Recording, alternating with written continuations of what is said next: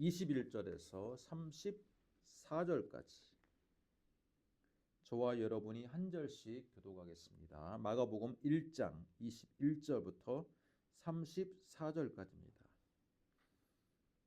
그들이 가버나움에 들어가니라. 예수께서 곧 안식일에 회당에 들어가 가르치심에 사람이 그의 교훈에 놀라니 이는 그가 가르치시는 것이 재미있는 자와 같고 서기 전들과 같지 아니하니 마침 그들의 회당에 더러운 귀신 들린 사람이 있어 소리질러 이르되 나사렛 예수여, 우리가 당신과 무슨 상관이 있나이까? 우리를 멸하러 왔나이까? 나는 당신이 누구인 줄 아노니 하나님의 거룩한 자니이다. 예수께서 꾸짖어 이르시되 잠잠하고 그 사람에게서 나오라 하시니 더러운 귀신이 그 사람에게 병을 일으키고 큰 소리를 지르며 나오는지라. 다 놀라 서로 물어 이르되 이는 어찌미냐 권리 있는 새 교훈이로다. 더러운 귀신들에게 명한즉 순종하는도다 하더라. 예수의 소문이 곧 온 갈릴리 사방에 퍼지더라. 회당에서 나와 곧 야고보와 요한과 함께 시몬과 안드레의 집에 들어가시니 시몬의 장모가 열병으로 누워 있는지라. 사람들이 곧 그 여자에 대하여 예수께 여짜오되 나아가 그 손을 잡아 일으키시니 열병이 떠나고 여자가 그들에게 수정드니라. 저물어 해질 때에 모든 병자와 귀신을 들린 자를 예수께 데려오니 온 동네가 그 문 앞에 모였더라. 예수께서 각종 병이 든 많은 사람을 고치시며 많은 귀신을 내쫓으시되 귀신이 자기를 알므로 그 말하는 것을 허락하지 아니하시니라. 아멘. 자, 마가복음 1장 21절에서 34절까지 오늘 말씀을 읽었습니다. 이 말씀을 가지고 말씀의 제목이 뭡니까? 새로운 권위의 등장입니다. 새로운 권위의 등장. 제가 이 제목을 정할 때는요, 중의법으로 정했습니다. 한 가지 의미가 아니라 두 가지의 의미입니다. 첫째로는 예수 그리스도의 권위가 새로운 권위로 등장했다는 의미고요. 두 번째로는 우리 이 현대를 살아가는 우리에게 있어서 예수 그리스도 외에 또한 새로운 권위가 등장하고 있다라는 의미로 새로운 이 중의법적인 의미로 새로운 권위의 등장이라고 제가 제목을 정했습니다. 오늘 말씀을 보면요, 예수님께서 제자들을 이미 거느리고 계셨다라는 것을 알 수가 있습니다. 지난주에 저희가 어떤 말씀을 우리가 들었습니까? 누가복음 5장을 통해서 어부 제자들을 부르셨잖아요. 그죠? 어부 제자들을 불렀어요. 자, 그런데 오늘 말씀은요, 이 어부 제자들을 부르고 난 이후겠죠. 왜냐하면 시몬 베드로의 장모를 지금 치유하시는 장면이니까요. 그런데 오늘 말씀과 더불어서 병행구가요, 누가복음 4장입니다. 어부 제자들은 언제 불렀어요? 누가복음 5장에 불렀어요. 자, 이걸로 볼 수 있는 것은요, 이 복음서가 크로니컬, 그러니까 시간 순서적으로 기록된 게 아니라는 거예요. 그죠? 누가복음 5장에서야 비로소 어부 제자를 불렀는데 누가복음 4장과 오늘 마가복음 1장에 뭐가 등장합니까? 이미 제자인 베드로의 장모를 고치시는 장면이 나온다는 겁니다. 자, 오늘 말씀의 첫 구절, 가버나움에 들어가셨다. 여러분, 가버나움은요, 갈릴리 호수에서 호수의 바로 앞에 있는 해안가 마을입니다. 북쪽에 있어요. 갈릴리 호수의 북쪽에 있는 마을인데, 갈릴리에 있어서 가버나움은 예수님의 사역에 있어서 본거지입니다. 예수님께서 나사렛을 본고지로 삼은 게 아니라 어디를 본고지로 삼았다고요? 갈릴리의 가버나움이 예수님의 천국 복음 사역의 본거지예요. 본거지. 나사렛에서는 왜 본거지를 못 삼았습니까? 우리 지지난주인가 그때 말씀을 들었을 때 나사렛 사람들은 예수님을 너무 인간적인 그 혈통과 그 가문을 알고 있었기에 여러분 오히려 많이 아는 게 병이에요. 예수님을 낭떠러지에 떨어뜨리려고 했잖아요. 그래서 예수님은 사역의 중심지를 갈릴리 해안가로 삼았습니다. 그것도 가버나움이라는 도시에 삼았는데 가버나움은 갈릴리에 있는 어촌 마을 중에서는 꽤나 규모가 있는 마을이에요. 뿐만 아니라 가버나움에는 베드로의 장모의 집이 있어요. 근데 베드로의 장모의 집이 베드로의 집 아닙니까? 자, 베드로의 집이 가버나움에 있고요. 또 많은 예수의 어부 제자들도 가버나움 사람으로 추측을 할 수 있어요. 우리 지난주에도 그 예수님의 어부 제자들 4명 우리 잘 알고 있습니까? 안드레, 베드로, 그 다음에 야고보, 요한. 이들은 다 가버나움 사람으로 우리는 알고 있어요. 자, 그런데 그렇기 때문에 어부 제자들이 거의 수제자가 되었고 핵심 제자가 되었기에 당연히 가버나움이라는 동네가 예수님 사역의 핵심 동네가 되는 거예요. 자, 그런데 오늘 말씀은요. 가버나움에 안식일이 됐어요. 안식일이 되면 무슨 전통이 있습니까? 물론 일하지 않겠죠. 그리고 회당에 모여서 말씀을 읽고 말씀을 듣고 기도하는 전통이 있어요. 그래서 예수님도 안식일이 되어서 회당에 들어가셨습니다. 그리고 예수님께서 여러분 나사렛 회당에서는 어디 말씀을 읽었습니까? 이사야서 말씀을 읽었잖아요. 제가 그 양피지 두루마기가 거의 80m가 넘는 이사야서 한 곳만 해도 80m가 넘는 그 두루마기가 있다고 했습니다. 그런데 오늘 말씀을 보면 예수님이 어떤 두루마기를 읽었는지는 나오지 않습니다. 그러나 중요한 건 뭐예요? 어떤 두루마기의 말씀을 읽었는지가 중요한 게 아니라 예수님께서 22절 말씀을 전해주시러 앞에 나오셨는데 그 나오셔서 전해준 말씀의 권위가 다른 사람들의 권위하고는 달랐다라는 겁니다. 무사람이 그의 교훈에 놀랐다. 앉아있는 사람이 놀랐습니다. 이는 이유가 뭡니까? 이는 그가 가르치는 것이 권위 있는 자와 같고 서기관들과 같지 아니함일러라. 여러분 대부분 바리새인들이나 서기관들이 회당에 모여서 안식일에 예배할 때 그들이 나와서 말씀을 읽고 잠깐 말씀에 대해서 짧은 설교를 했던 전통이 있어요. 그래서 여러분 가버나움 사람들도 예수님이 나오시니까 어떻게 생각했습니까?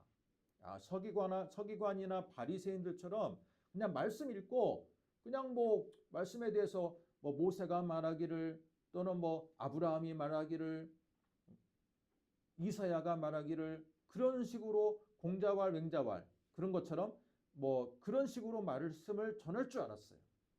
그런데 여러분 예수님의 전해주는 그 말씀은 다른 사람들이 전하는 말씀과는 근본적으로 달랐다. 그래서 그걸 뭐라고 표현합니까? 그의 교훈에 놀랬고 권위 있는 자와 같았다라는 겁니다. 그러면 여러분 예수님 외에 다른 사람들은요. 자신의 권위에 의지해서 말씀을 전한 게 아니라 누구의 권위에 의지해서 말씀을 전했습니까? 자기가 읽은 그 말씀의 주인공 모세의 말씀을 읽었으면 모세가 이르기를 그렇게 이야기했겠죠. 그리고 만약에 솔로몬의 뭐 전도서를 읽었다면 솔로몬께서 말씀하시기를 그렇게 하면서 이 3인칭의 화법으로 이야기했겠죠. 그가 말씀하시기를.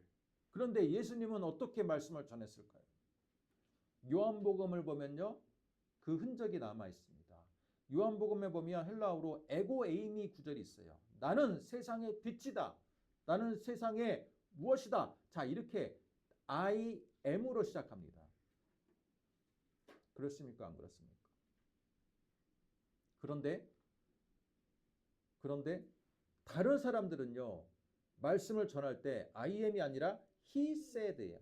그분이 말씀하시기를, 구약 지금 우리가 읽고 있는 이 양피지에 그가 말하기를, 모세가 말하기를, 자, 그런 구절로 전합니다. 그런데 예수님은 그가 아니라 나는 세상의 빛이다. 나는 내가 하나님의 말씀을 아들로서 권위를 갖고 말씀을 전하는 겁니다. 여러분, 말씀의 차원이 달랐겠죠. 그래서 여러분, 그 사람들이 무사람들, 모든 사람들이 다 놀랐습니다. 아니, 이런 말씀이 있구나. 뿐만 아니라 예수님은 그 구약에 담겨져 있는 깊은 의미까지 꿰뚫어서 말씀을 하셨기에 사람들이 놀랐습니다. 아니, 이런 말씀이 있구나. 이런 해석이 있구나. 여러분. 그런데 예수님께서 말씀을 전하시니 반응이 어때요? 23절. 자, 같이 한번 읽어보겠습니다. 마침 같이 읽습니다. 시작.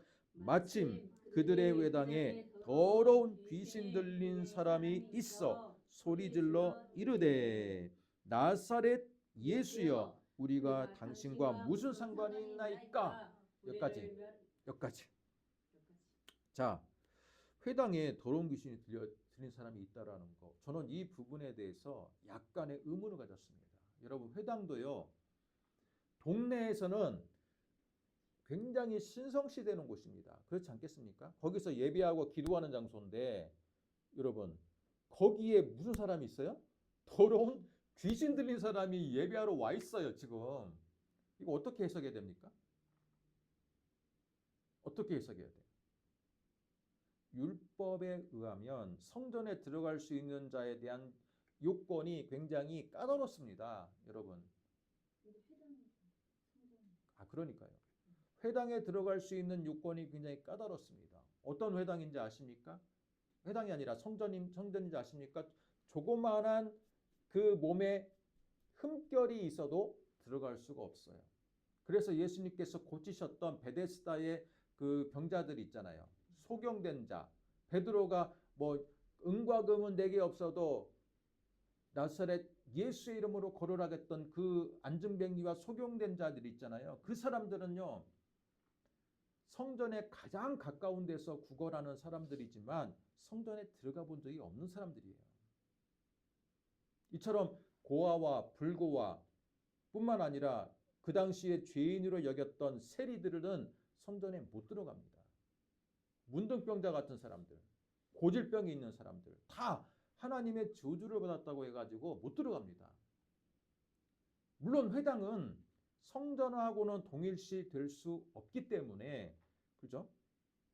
조금이나마 조금 더 나은 기준이 조금이나마 느슨했겠지만, 그래도 여러분이 알아야 될 건 뭐냐면, 귀신 들린 자를 어떻게 회당에 당연히 들여보내겠습니까? 그러면 이 구절을 어떻게 해석해야 됩니까? 23절.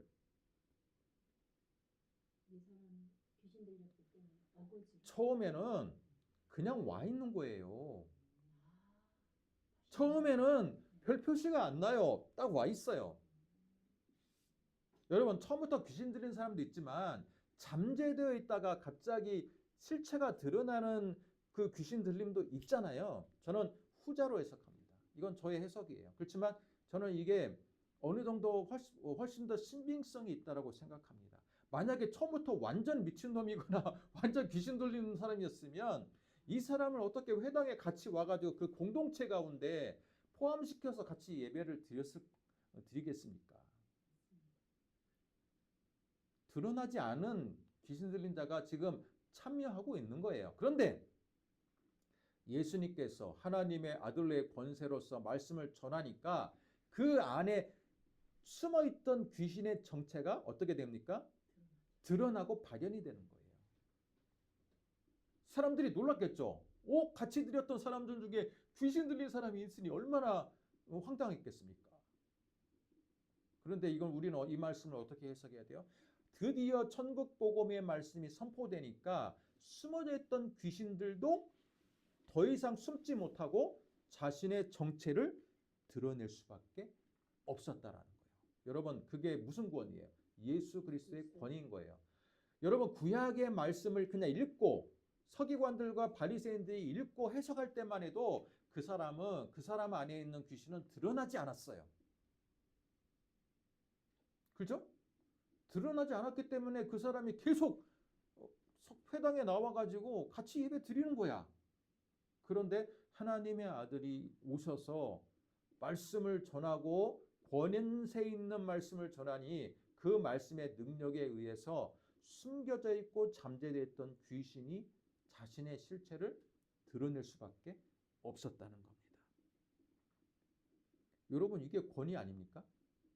그죠?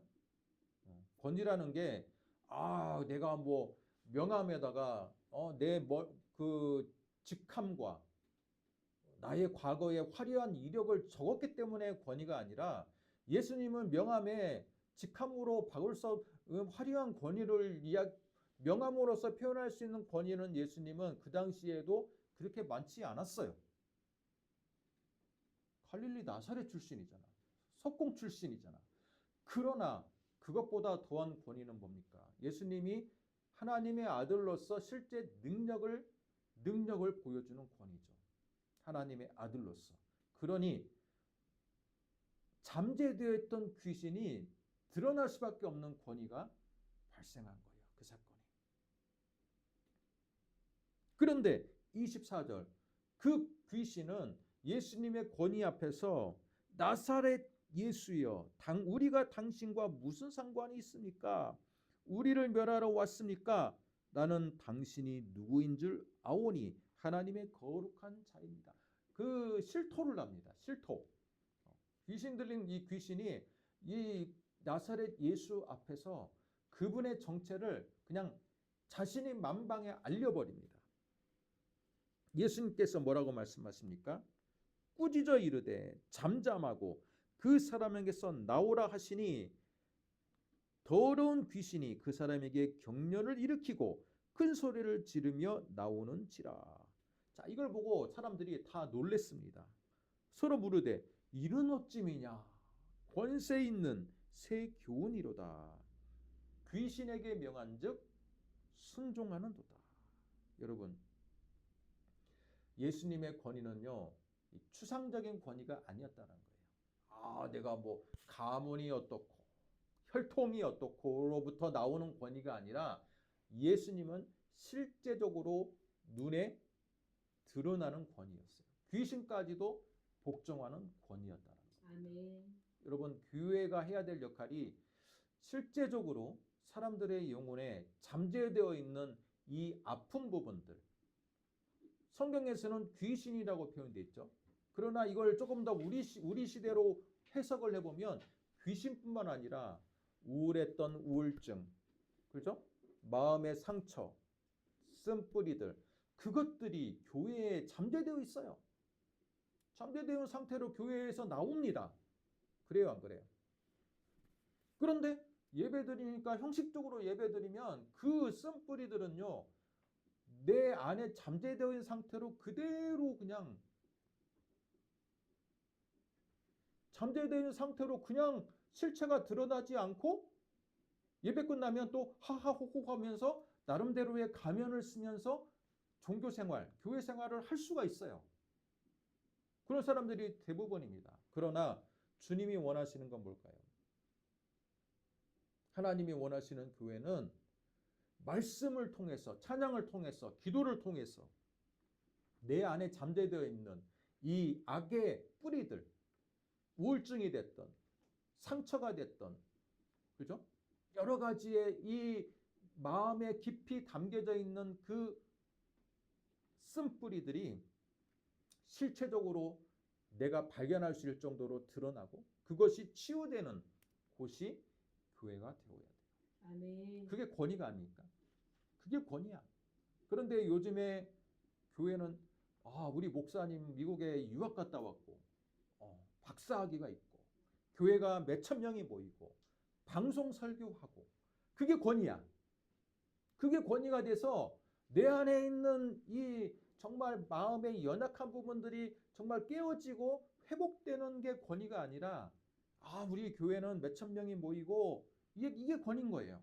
우리 목사님 유명한 부흥사고 근데 여러분 목사님이 유명한 부흥사인데 그게 여러분과 무슨 상관이 있습니까? 여러분의 그 마음의 상처와 쓴뿌리들이 그게 케어를 받지 못하고 회복되지 못하는데 여러분 그 앞에 있는 목사님이 경력이 어떻다한들 그게 여러분과 무슨 상관이 있어요? 그렇죠? 근데 우리 대한민국 사람들은 굉장히 간판을 많이 따집니다. 간판. 그래서 나는 이 간판을 가진 교회에 나는 신자다 그러면요. 그게 마치 네임밸류가 내가 높아진 것처럼 그렇게 생각을 해요. 여러분 본질에 충실하십시오. 본질에. 본질에 충실해야 돼요. 교회의 이름 명성, 목사님의 명성이 나와 무슨 상관이 있어요? 내가 그 말씀으로 인해서 내 마음에 치유받는 능력이 나타나야지 그게 나한테 의미가 있는 거지. 우리 교회가 몇천 평이 되고 그죠? 얼마나 유명한지가 무슨 상관이 있습니까?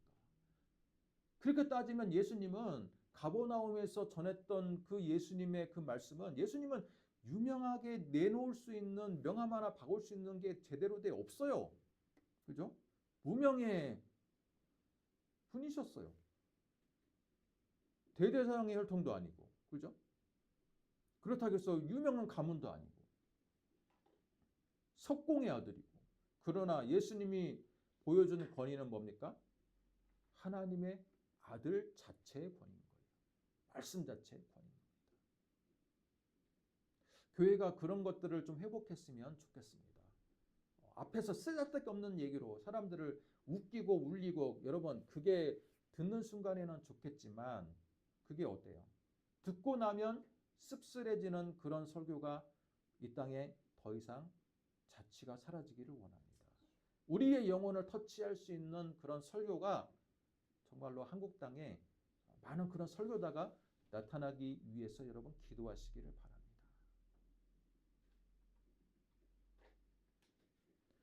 요즘에는 많은 권위들이 발생하고 있습니다. 이 당시에 예수님은 새로운 권위였어요. 그렇잖아요. 사람들에게 이게 무슨 권위냐? 이런 새로운 권위가 있었구나라는 것을 보여줬어요. 그러나 2000년이 지난 지금은요. 예수님의 권위는 마치 2000년 전에 오래된 권위 같은 느낌이고 올드하고 별로 새로워 보이지 않아요. 대신에 우리의 마음을 하나씩 터치하고 어루만지는 새로운 권위들이 등장하고 있습니다. 그게 뭡니까? 어떤 사람에게는 편향적인 방송이 권위가 돼요. 항상 어떤 방송이라고 제가 말하지는 않겠지만 어떤 방송만 계속 틀어놔. 그게 거기서 말하는 게 길이요 진리요 생명이요. 교회에서 말하는 건 우리 목사님 뭐 항상 은혜롭지 뭐. 그래놓고 실제로 항상 내가 듣는 것은 어떤 방송에 24시간 먹고 살아. 항상 틀어놓고. 그게 극우가 됐던 극좌가 됐던 여러분 극우와 극좌는 너무 극으로 나가는 건 저는 좋지 않다고 생각해요. 사람들의 이성을 마비시켜. 근데 그게 그 사람에게는 권위인 거예요. 그러니까 항상 자영업자들 가게를 운영할 때 방송을 24시간 틀어놔. 항상 갈 때마다 똑같은 방송만 듣고 있어. 그게 그 사람한테는 권위라고 느껴지는 겁니다. 또 어떤 사람은 유튜브를 볼 때마다 내가 항상 멋져하는 사람들 그것만 봐. 그게 새로운 권위가 되고 있어요. 내 마음을 울리고 내 마음을 정말 깨뜨리는 하나님의 말씀이 권위가 되어야 되는데 예수를 믿어도 내가 어떤 SNS에 너무 심취해 있어. 그러면요 그게 여러분에게는 권위가 되고 있는 거예요. 주님이 기뻐하실까요? 대답해 보세요. 주님이 기뻐하실까요? 슬퍼하시겠죠. 주님이 기뻐하지 않아요. 우리 예수 믿는 사람들에게 있어서 진정한 권위는 예수 그리스도 그분이십니다. 그런데 왜 우리는 새로운 권위를 계속 탐닉하고 새로운 권위를 찾는가? 주님의 권위를 왜 우리는 진정으로 느끼지 못하는가? 이게 지금 우리 시대의 숙제이지 않을까? 여러분, 그걸 우리가 한번 오늘 본문을 통해서 느껴보았으면 좋겠습니다. 계속 사람들은 새로운 권위를 찾아요. 심지어 여러분 기독교인들 가운데서도 우리 정광훈 씨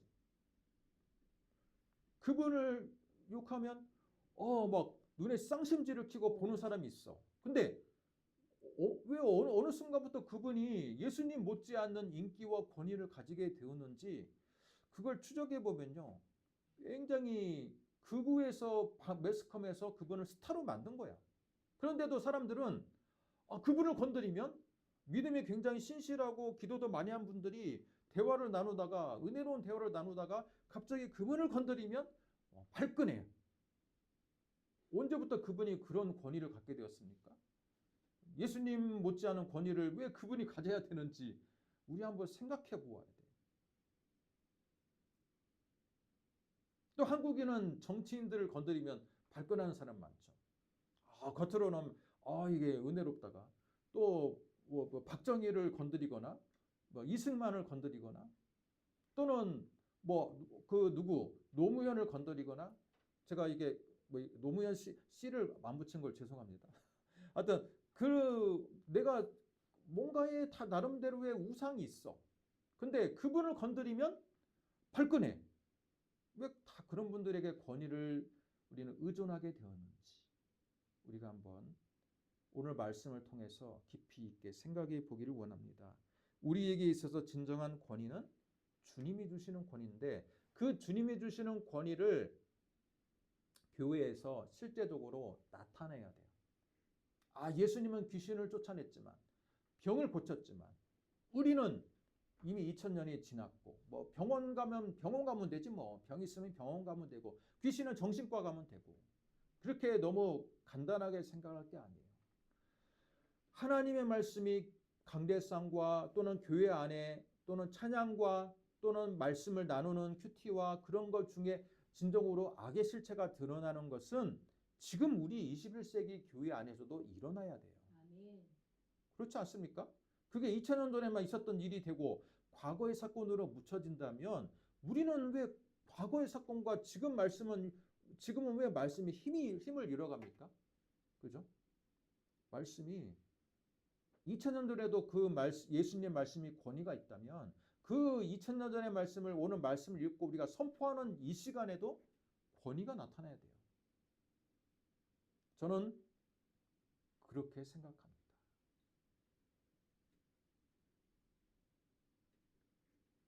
자, 오늘 말씀. 악의 실체가 드러나는 권위예요. 그렇죠? 예수님의 말씀은요. 잠재되어 있던 악의 실체가 드러나는 권위예요. 악을 치유하는 권위예요. 교회 역할이 바로 그런 역할을 해야 되는 거예요. 아멘. 우리 안에 잠겨져 있는 여러 가지 상처들이 치유받는 곳이 돼야 되고 내 안에 있는 이 악의 실체가 내가 발견해서 그걸 회개하고 회복되는 곳이 되어야 됩니다. 예수님은 그 사람을 치유시켰어요. 그리고 나서 오늘 말씀 여러분 치유만 됐습니까? 예수님의 소문이 온 갈릴리 사방에 퍼졌습니다. 그리고 나서 예수님이 회당에 나왔습니다. 29절. 그리고 어디 갑니까? 야고보와 요한과 함께 야고보와 요한은 이미 제자가 돼 있는 거죠. 그죠? 그리고 함께 시몬과 안드레의 집에 들어갔는데 그 집에 들어갔더니 장모가 열병에 누워 있습니다. 여러분 이걸로 볼 때 뭘 알 수 있어요? 장모는 열병 때문에 지금 안식일에 지금 회당에서 예배를 못 드렸어요. 그죠? 예수님이 지금 회당에 나왔는데 지금 장모는 누워 있잖아요. 그 당시 열병은요. 사람이 열이 나면 어때요? 수백 가지의 이유로 열이 나는데 그 당시의 의료적인 수준으로 볼 때 이 열병이라는 것은 사람의 생명을 충분히 위협할 수 있는 요인이에요. 어떤 그죠? 열병으로 인해서 지금 안식일에 회당의 예배를 못 갈 정도의 열병은요. 우리가 흔히 생각하는 두통이 아니에요. 두통 가지고 여러분 교회 안 나옵니까? 그죠? 그 당시에는 더 회당 예배를 얼마나 교회 다니는 것보다 더 중요하게 생각했던 시대인데 단순 두통으로 단순 열감기로 여러분 회당 예배 참석 불참하는 것은 아니에요. 분명히 중한 병이었다라는 겁니다. 장모가 그것도 열병으로 누워 있어요. 누워 있어. 앉아 있지도 못하고 중한 병입니다. 사람들이 그 여자에 대하여 예수께 말씀합니다. 나가사. 그런데 예수님 어떻습니까? 그 손을 잡아 일으키시니 열병이 떠나고 그들에게 수종트니라. 예수님의 이 권위는 바로 귀신도 쫓아내고 병도 쫓아낼 수 있는 권위입니다. 지금도 많은 신유를 이야기합니다. 신유사역, 병을 낫게 하고. 여러분 근데 지금의 여러분 신유사역과 또한 이 영적인 사역들이 많이 오염이 돼서요. 예수의 이름으로라고는 하나 그게 마치 주문 방식으로 변질된 것들도 굉장히 많습니다. 마치 예수가 그냥 주문이에요. 무당들이 무슨 뭐 어떤 장군의 이름으로 뭔가를 하는 것처럼 여러분 예수 이름이 주문화되면 안 되겠죠. 영적인 세계는 굉장히 여러 가지의 이 우리가 알 수 없는 그 영적인 모습들이 나타나는데 점점 기도원 운동이 확산되면서 은사주의가 확산되면서 여러분 무분별한 치유 사역과 그죠? 무분별한 사역들이 많이 발생했습니다. 그 결과 오히려 기도원들이 더 미신화되는 것들 우리는 주의를 해야 됩니다. 아니 예수님께서 이러지 않았느냐? 당연히 우리도 해야 된다. 물론 저는 그거에 대해서 부정하지 않아요. 그러나 여러분 그 은사자라고 말하는 사람이 어떤 영이 정말 정확한 정직한 영 하나님의 영이 임했는지 아니면 뭔가 하나님께서 기뻐하지 않는 그 영에 의해서 그런 사역을 하는 것인지를 우리는 분별할 수가 있어야 돼요. 지금의 기도 운동들이 많이 없어진 이유가 무분별한 그런 은사주의, 무분별한 영적 사역의 여러분 부정적인 결과에 의해서 이런 결과들이 발생하는 겁니다. 저는 그래서 소망합니다. 교회 안에 정직한 영, 예수 그리스도의 신실한 영, 그 신실한 영에 의해서 얼마든지 기도원을 가지 않아도 은사자에게 머리를 디밀지 않아도 악한 영의 실체가 회복되고 그것들이 드러나고 케어가 되고 여러분 병마도 물러나 그런 역사는 얼마든지 건강한 교회에서 발생할 수 있다고 믿습니다. 그러기 위해서 어떻게 해야 됩니까? 찬양할 때에도 여러분이 그냥 의무적으로 찬양하는 게 아니라 정말 신실한 마음으로 찬양을 할 때 그 찬양의 곡조에 하나님의 성령이 나타나면서 드러나면서 치유의 역사가 나타날 줄 믿습니다. 말씀 사역에도 여러분 그냥 목회자의 그냥 개인적인 생각들, 개인적인 간증들, 또 개인적인 정치 편향적인 설교들이 난무해가지고 거기서 성령의 역사를 기대할 수 있겠습니까? 아니에요. 목사들도 예수 그리스도의 종임을 인식하고 성도들에게 정말 객관적이고 시대를 분별할 수 있는 메시지를 전할 때 그 안에서 성도들의 영혼이 소생하고 악의 실체가 드러나고 치유되고 우리의 연약한 역신이 회복되는 그런 역사가 나타날 줄로 믿습니다. 그게 누가 해야 돼요? 그게 우리가 해야 될 역할인 거예요. 그게 교회가 해야 될 역할인 거예요. 그런데 교회가 세상으로부터 지금 손가락질을 받고 너무 식견이 좁고 기독교라면 식견이 좁고 편향적이고 그리고 극우고 여러분 그런 프레임에 다 갇혀져 있어요. 그건 누가 만든 거예요? 교회를 싫어하는 매스컴들이 만들어낸 것도 있지만 그 원인 제공은 우리 기독교인들 개신교인들이 만들어낸 거예요. 실제로 그런 모습들이 없지 않아 있으니까. 그죠? 그리고 조금 전에 얘기했던 이 전땡땡 목사를 전땡땡 씨를 너무 추종하는 맹목적으로 추종하는 이 새로운 권위에 심취되어 있는 그 이상한 집단 같이 기독교인들을 그렇게 바라보게 되는 것, 그 모든 것들을 누가 만든 겁니까? 우리가 스스로 자초한 거예요. 그렇기 때문에 오늘 이 시간 우리는 오늘 예수님의 권위 앞에서 우리가 스스로 만들어내는 이 또 다른 권위를 무너뜨려야 될 책임이 있습니다. 그렇습니까? 안 그렇습니까? 예수님의 권위 외에 우리가 스스로 만들어내는 이 우상과 같은 권위들을 다 깨부셔야 돼. 그래야지만이 우리의 영혼이 살아나고 하나님의 말씀이 진정성 있게 실체가 드러나고 우리 공동체가 회복될 수 있을 줄 믿습니다.